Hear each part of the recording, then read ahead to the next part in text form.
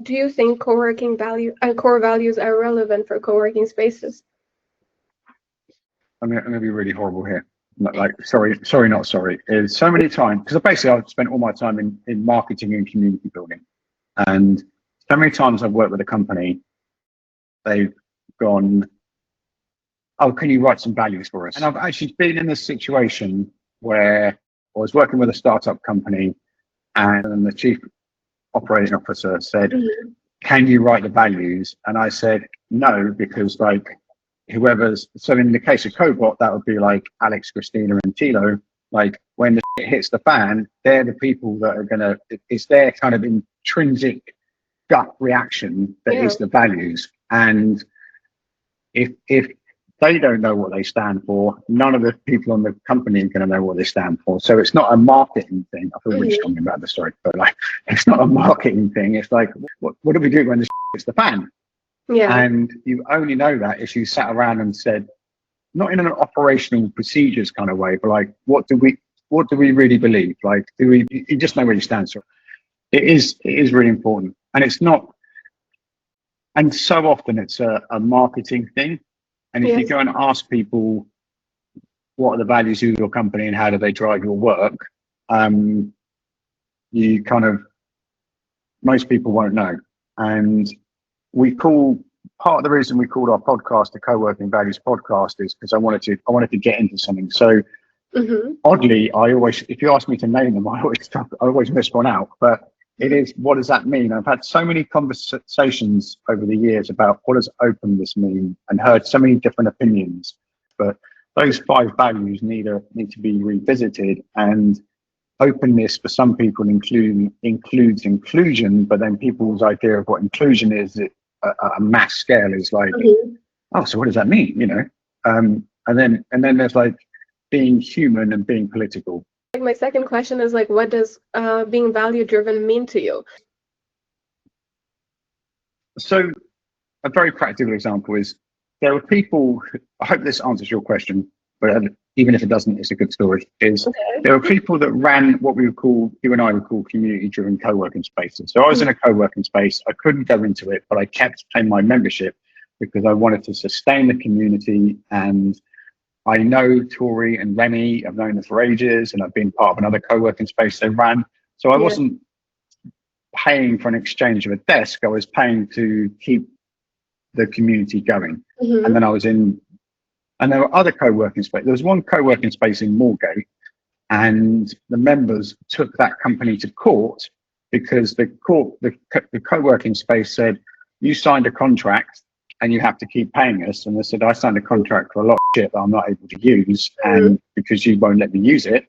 And so then it became arguing over a contract rather than a community thing. So lots of people with less money than the big shiny corporate space paid to keep the community going because they valued it. And the other people ended up in a legal battle. And how would you personally measure success in a community first co-working space? The first thing that popped into my head is if your co-working space shut down, would people miss it? So if, it's like where I live, there's 3 coffee shops, and if they shut down, I would miss them. I love the people. I've got their sticker on my phone. Yes. Cool. I would miss them, but if Starbucks in the shopping centre sat down, I'm not really sure it's there. And this is a bit more of a metric, but there's a place called Creative Works in London, and Elena Giroli that runs it has this insane connection with everyone in it. She's like somehow manages to hold, there's 140 people in the building, and somehow she manages to maintain a relationship with all of them. She's about to go on maternity leave, and people will miss her. And when she sends an email saying we've got an event on, she has, I don't know how many she sends, but she has to send less emails than other people. Like it's just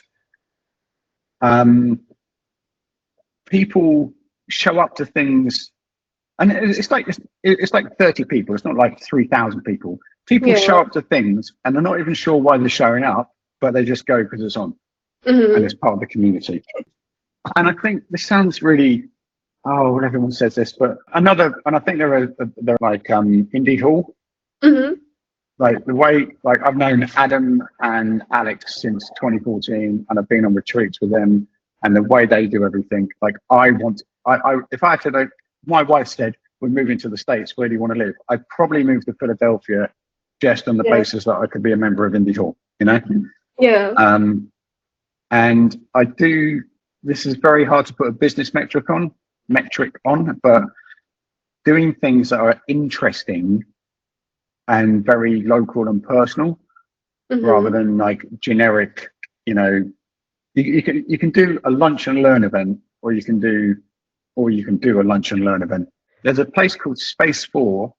Every Wednesday they do this community lunch, and it is insane. You sit around this table and they get all this food from a local restaurant, and everyone chucks in, and you don't know who you're going to sit at. It's like this.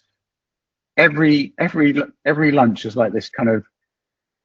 It's like a load of people from New York in the 70s who are rock stars and hip hop artists, and people like all gathering together. Or when Brian Eno and David Bowie and Iggy Pop lived in Berlin, it's that kind of atmosphere. What are you doing? Oh, I'm building this app to like find out how many people, you know, drink clean water in the UK, and I'm writing this magazine, and I'm doing this clothing brand or something, and the energy's off the charts.